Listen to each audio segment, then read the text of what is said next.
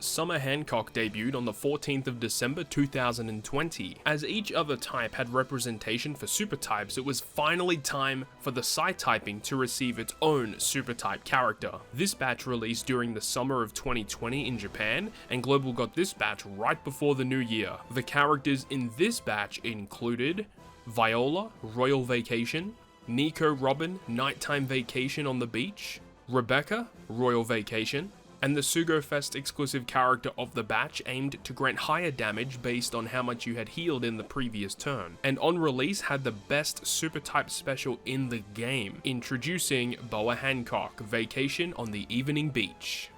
In this series, we'll be traveling back in time to experience some of the older Sugo-Fest exclusive characters in their prime, aiming to show just what it was like to use these characters on their debut. I hope you enjoy the video, and without further ado, let's enter the Legends of OPTC.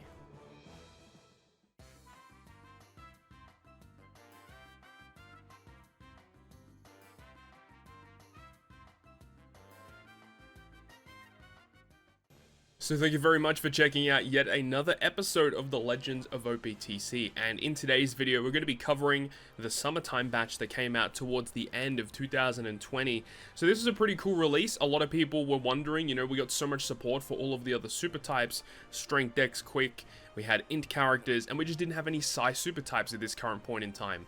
So what they ended up doing is they released a solo legend Boa Hancock. Now, even though, Boa came out by herself as a super type character, and the fact that, it just didn't really make a lot of sense considering, all the other batches had two characters to support them for super types. Yet we only had one with Boa.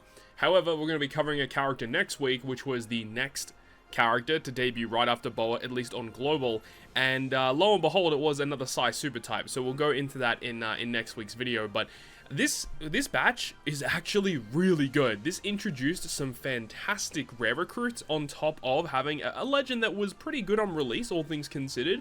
Arguably one of the best super type specials that we've seen for, up until this point's history. But the rare recruits in this batch were surprisingly good. Now, along with this, there was a free-to-play Charlotte Linlin and Charlotte Pudding for a summertime event. The 6+ of Jinbei finally released. He's still terrible. We had Coliseum Orochi come out around the same time as well, because we're also somewhat close to the Sanji Pudding release. Sanji Luffy release. So let's go ahead and get into things here. Let's start talking about these rare recruits. So we have Viola first. Now, Viola was the weakest of the rare recruits. Not a lot of people cared about this one too much. Psi, Free Spirit, Cerebral.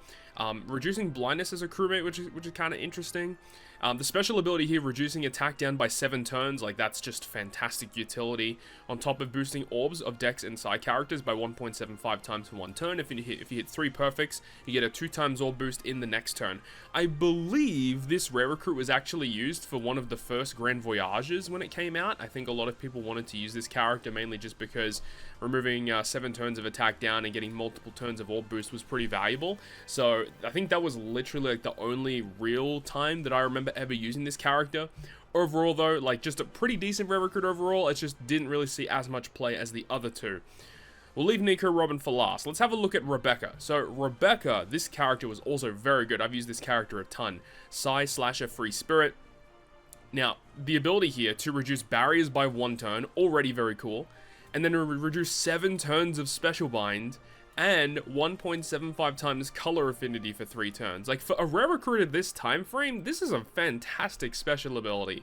On top of also removing 7 turns of Special Bind on herself so that her special actually works. Just great character, giving you fantastic utility that was very hard to replace on teams. On top of giving a color affinity boost for 3 turns, there's not really much else you can ask for, especially when the color affinity is a rainbow effect. It's not for only Psi characters or only Free Spirit or Slashers. It's literally rainbow color affinity. So you can put this on any team and you're going to get benefits out of it. So I really like that about this character. So Rebecca, fantastic rare recruit. But by far and away, the best rare recruit of the batch is this Nico Robin. This Nico Robin has seen so much play back in the day when she came out. There are still going to be some niche circumstances where you can definitely use this unit. So Psi, Fighter, Cerebral. You have the ability to change all slots into Psi at the start of the fight. Could be kind of interesting. And look at this special here, reducing Threshold, Rainbow Shield, Blue Shield by 5 turns, reduce 5 turns of Despair, and changes all slots into whatever slot Robin has. Just a fantastic, fantastic special. One of the great things about Robin is that she gets access to very good support characters. So having a character that has fantastic utility such as this, on top of getting access to very good supports, like this character is just being used all the time. When Psy Gear 5 came out, this was a good character to have on the team to trigger that EX Super.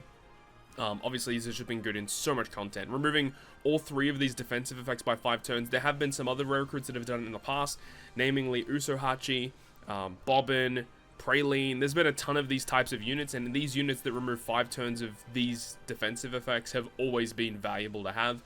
But then on top of that, they also reduce Despair, and then you get a really interesting orb change. So Nico Robin, very, very valuable rare recruit for sure. So let's get to the Sugo-Fest exclusive of the batch, which is Boa Hancock. So for Boa, she here is a Psy Free Spirit shooter character. Her captain ability would boost the attack of your Psy characters by 4 to 5 times, depending on the amount that you healed in the last turn.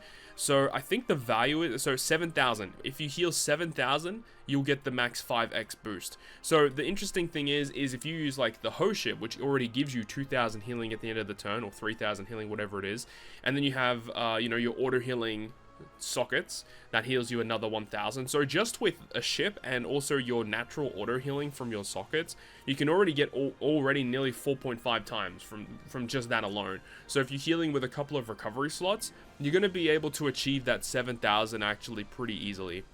On top of that, boosting the attack of everyone else by 3.75, so you can still use non-boosted units with Boa. You'll still get some type of boost out of it. She boosts the chances of getting recovery slots as well as making them beneficial. So not a crazy complex captain ability, like it's pretty straightforward. You want to heal a bunch, and if you do, you get a higher attack boost. That's basically it. So if we go over to the super special, in order to use it, you need to be a captain, and you need to have an end of turn healing buff applied. So there are a ton of characters that do this, especially for the Psy typing. One that comes to mind immediately, obviously, is Legend Chopper. Legend Chopper gives you end of turn healing, so that works perfectly with a character such as this. This character's own special also gives you this effect as well. But this was still, like, for the longest time, this is like one of the best super type specials in the game. Changes all slots including block into Psy, and then you get 2.5 times attack boost for your Psy units for 1 turn. So again, if you're running a mono Psy team, which you normally do with this character, you get a full board of orbs and a massive attack boost just from a super special that is uninterruptible. Fantastic. Really good effect. We move on to the special now. So the good thing is that if you use her as a crewmate, she gets access to this effect where she completely resists special reverse, on top of also having a special that can reduce the cooldown of all characters by 2 turns. So that, honestly, just that effect alone is one of the reasons why this character would ever see play moving forward. Just being able to resist special reverse as well as inflicting the cooldown is really valuable. She also inflicts the Love status for 15 hits, and also recovers 11 times her recovery in HP at the end of the turn for the next 5 turns. So meaning you could activate this special, you get the end of turn healing buff, which triggers the super special, which allows you to use this ability. And that's basically how she works. You want to heal as much as you possibly can. You use the super special to get a massive attack boost and a full board of slots, and that's basically it. Again, not a very complex character, but on release was actually like somewhat decent. She was okay, right? She has an okay support effect. She wasn't really that great in Pirate Rumble, all things considered, which did kind of suck. She obviously did get a super evolution in 2024, and the character unfortunately didn't get like a massive buff. You can see that there's a lot of text going on here, but like realistically speaking, she's not that much better. She is a little bit better, but not by like a ton. So she actually now reduces burn and despair, which is kind of interesting, and then you get more hits of the love status. She gives you a chain boost, which is interesting. After 3 turns, she can inflict weakness, so that's kind of cool, I suppose, but again, it doesn't go through full immunity, so you do have to keep that in mind. And the super special will actually now make the attack boost last for 3 turns, which is actually quite good, as well as getting love status inflicted just from the super special. So it's essentially the same unit, just with some very minor additions that doesn't make her like crazy in any sense, but either way, that's the breakdown of Boa and her batch. Without further ado, let's go ahead and jump into the game now using this character as our dedicated captain. Alright, so we are now in-game here with Boa Hancock, and I actually did have to go ahead and level up another one. I just don't really want to spend my, Kazuna insignia to go ahead and pick up, some more skulls for this character. Just can't be bothered. Either way, so here we have our character ready to go with 300 candy across the board, level 99. All good. And as for the rest of the team here, I mean, nothing really too crazy. We do have the Mihawk and Perona. It is at level 150, but it's not that big of a deal. And also another thing, we are using the host ship, which is level 12, but like realistically, we're not going to use the ship special for anything, so do keep that in mind. But we're going to go up against Revolutionary Army GARP Challenge number 1. So around this time period here, Boa had like her special event that was dedicated to her, but of course that event is inaccessible now. So we're going to go up against one of the GARP challenges here, and remember, with the old school GARP challenges in terms of how they worked, you wanted to try and beat the content with a full team of 1 typing.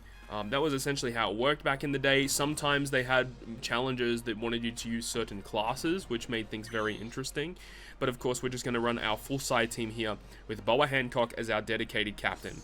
So let's go ahead and get into things here. Now, it has been a really long time since I've actually gone up against Revolutionary Army number 1. I have definitely done quite a lot of Rev Army number 2 just to showcase the more modern release characters. But this one is definitely interesting because it has been a long time since I've gone ahead and done it. So of course we get called in here at the start. Stage 2 here we got Bartholomew Kuma. So this is why I put Nami on the team with the support of Carrot. So that allows you to, when we hit our perfect, to actually go ahead and remove that increased defense. I'm not too sure if we're going to need any other damage buffs. We'll see. So what we want to do is we want to actually hit perfect with our Nami. And then I really should have probably started as Mihawk, so I could have switched into Perona here to get the more damage boost.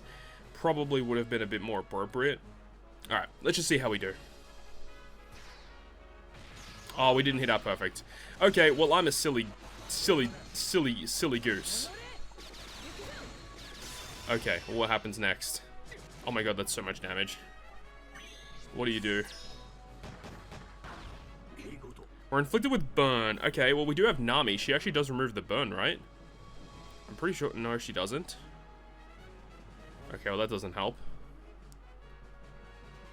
Oh, she does remove the burn. Okay, so we do have Nami to remove that burn, which I think we'll probably do. I don't think we need Nami later on. This should be okay. And then we'll go ahead and switch into Perona. Get that weakness debuff. And now let's actually hit our perfect this time. Okay.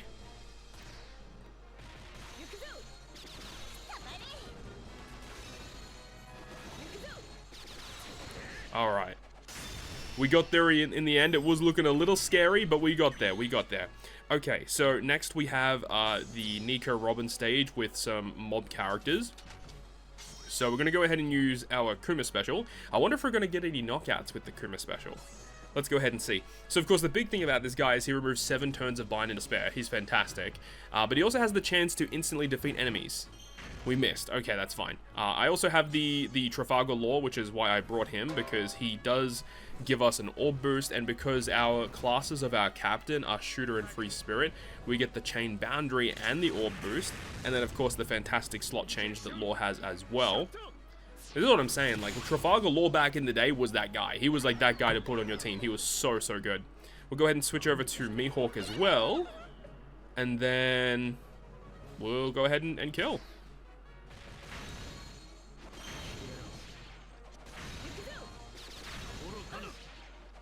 That was plenty of damage on that stage. Absolutely no problems.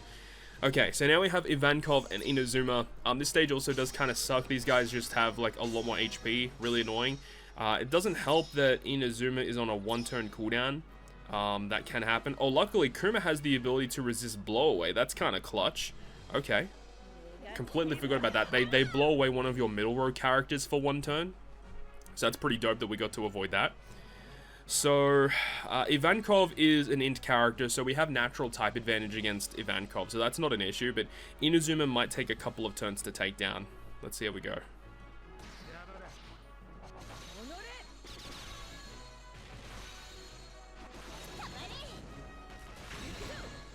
Okay, that was actually plenty of damage. No issues whatsoever. So what we could do here is we can try and consume some of these recovery slots just so that when we move into the next stage, we actually have a lot of HP to go around. Then we'll have like the higher multiplier of our captains. So let's see how we do.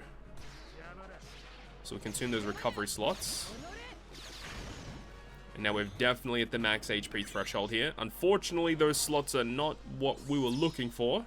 Not ideal. And then we do get type advantage once again against Morley, but I know that Bello Betty can definitely do some crazy things in terms of the amount of damage that she can do. So I am a little concerned about that. So is this going to be the turn where we go ahead and use a Boa special? I think it'd be a pretty safe bet to go ahead and use a Boa Hancock special here.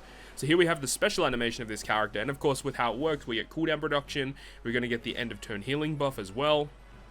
And then also we will inflict the enemies with the love status, so that they basically won't do any damage to us until they hit with until they have 15 combo hits on them. So Bello Betty at this point really won't do much, and we can basically focus our damage only on Morley. And Morley's cooldown was like what, 3 turns or something. So we really shouldn't worry about taking too much damage here at all. So let's see what we can do.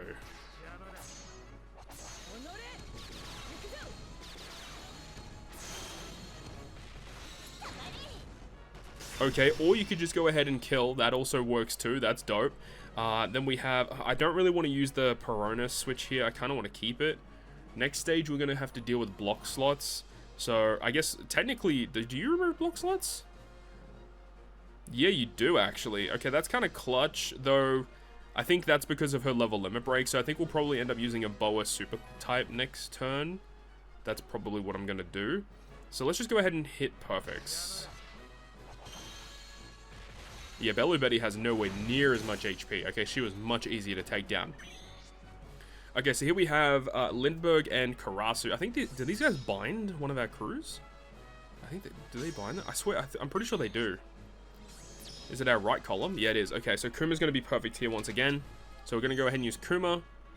Kuma, of course, removing the bind and despair. He does have the potential to knock some guys out. So let's see. Do we get a knockout this time? We don't. That's fine. We'll go ahead and use the super type. So as we mentioned before, like, this is one of the best super types in the game. Being able to just get a full board of matching slots through block. We get the attack boost as well. Like, it's just so much damage. Let's go ahead and switch over to you. And I'm pretty sure just by tapping perfects, all of these guys are going to die. Let's do it.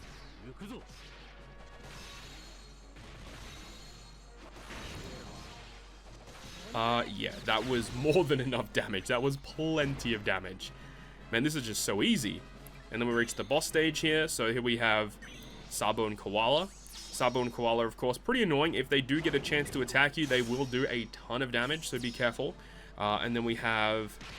They inflicted with burn. Yeah, so the burn obviously is a little annoying, but it's not that big of a deal because we're going to be healing so much anyway. Remember, this is just the normal burn. This is not the super burn where you take the damage in the middle of the turn. You only take it at the end of the turn. So I don't think it's actually going to be that bad. Let's go ahead and use the... I guess we could use the second Boa to give us some more end of turn healing, just so that we can have it. So the end of turn healing is going to activate. We're also going to get 2 turns of cooldown, which will enable Trafalgar Law to be ready once again. So we could actually use Law Special, which would give us an Orb Boost and a Chain Boundary. Yeah, we're definitely going to use Law Special here for sure. This is going to give us a ton of extra damage. Let's go ahead and use the Super of Boa. We could also use the Nami Special again to remove the burn, which we probably should do as well. Like, this is just plenty and plenty of damage. And then we also have the Mihawk and Perona effect as well. I mean, let's just do it, right? Switch. Inflict the enemy with the negative status. Use the special. You don't get too many opportunities to use Mihawk and Perona. This is one of those characters. They don't even have a 6+ yet. Or level limit break. So this could be a really interesting character to see what they would do with a buff. I mean, let's be real. Super evolutions these days aren't that great. So who knows? But, you know, could be a really interesting super evolution in the future.